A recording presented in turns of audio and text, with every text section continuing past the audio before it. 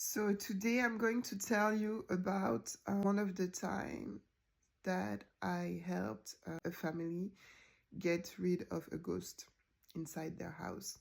So at that time, I was still doing a lot of shamanic practices to help people. Never asked any money for that, by the way, because it's a gift. It was a gift from God, even though that now it changed. So that's why I'm saying it was. God wants me to focus on other things now. So we'll see if it comes back. But at that time, I was doing a lot of shamanic practices and helping people.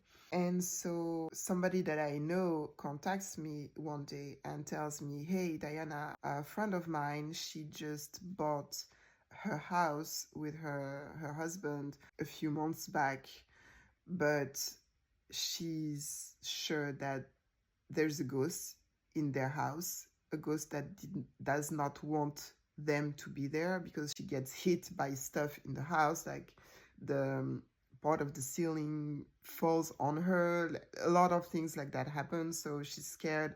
Do you think you can help her?" I'm like, "Okay." So I call a woman. I tell her, "Okay, I'm going to come take a look at it." And she says, "I'm sure that this ghost thing, they are specifically located in the basement. Like somehow I feel very, very bad in the basement. I feel like that's like the place that carries the worst energy in the whole house."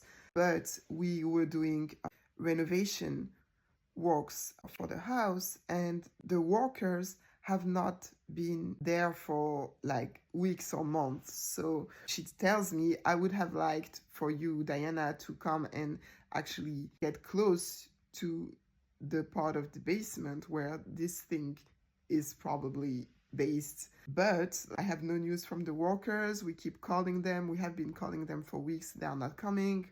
Everything is like closed, so you are not going to be able to see anything." I'm like, "Okay, no, don't worry. It's okay. I'll still come." Because I know it's all God. So I get there. When I arrive, she welcomes me and she's like, "Wow, Diana, it's crazy. Like the workers, we have been calling them for weeks, having no answers. They are here today. Like they arrived today. They came back. They came back to work today." And so she shows me the house, and we were still in the garden. And she says, "Okay, I can show you. There's this opening from the outside that you can see part of the basement. But actually, the workers, they put something to block it, in order to prevent anything, animal or water or whatever, to actually get inside the basement while they were going to fix it." So I'm like, "Don't worry, we'll just come as close as we can to that opening." So we get there, and the workers manager, he sees me, he comes to me, he's like, "Hey," he thought that I was an architect or something. He says, "Do you want to actually see the opening?"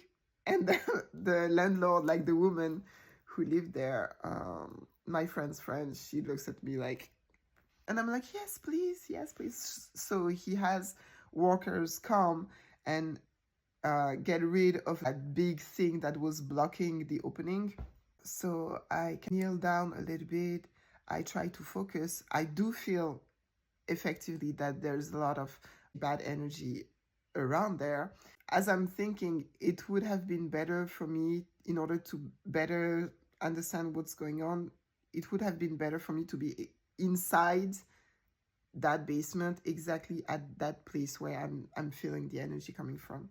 And as I'm thinking that, the workers manager, he comes back and he's like, "Do you actually want to come inside? Because we had condemned the entrance to the basement, but we just opened it like right now. So if you want to get inside the basement, now is your chance." I'm like, "Okay, yes, thanks, I'll do that." So we get inside. Again, the landlord, like my friend's friends, she's like, "Yay!" We get in the basement, and I do feel that, okay, energy is really, really strong there. I kneel down again. I focus, so I concentrate on my vibrations. I raise my vibrations as high as I can, and when it's that high, I'm actually able to scan what's around me, and I'm able to see what goes on in the invisible. So that's what I do. And I see this woman ghost. She was just so mad. She was like, reliving something that happened when she was a kid. She was living in this house, and I don't know if it was her mother or like her adoptive mother. It was not that clear, but the ghost's mother were just very, very, very mean, very violent, not loving at all. So the ghost woman as a kid would be almost constantly punished and forced to stay in this little room in the basement, locked from the outside. She just spent so much time there, so much time crying with anger. And now, so I'm there seeing this ghost woman who is like reliving that. So I'm able to see what she's repeating in her mind. And she was just so mad. She just kept repeating, this was unfair. It was unfair. Why me? Why that? Why it was so unfair? Why? And well, the thing is, for most ghosts, they don't see human beings. They don't see living beings. I actually explained that in one of my podcast episodes, which is on my YouTube channel. But they don't see you. You may have ghosts inside your house. It's very rare that they would be after you, that they would actually intend to do something bad to you. Ghosts, like human ghosts, deceased people, never. It's never against you for human ghosts.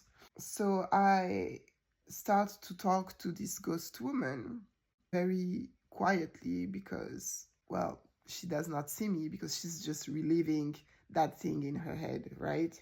So it's just something that you have to do very carefully. For those of you who are able to pass souls onto the light, you have to be very kind and careful in your approach in order not to scare them.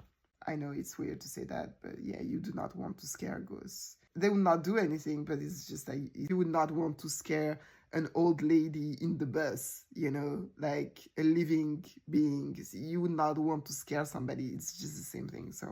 So I talk with her and I tell her that effectively what you lived was not, that was not fair. That was not fair. You should not have lived that. I'm sorry that you had to go through all that as a kid. It's not fair. You're right.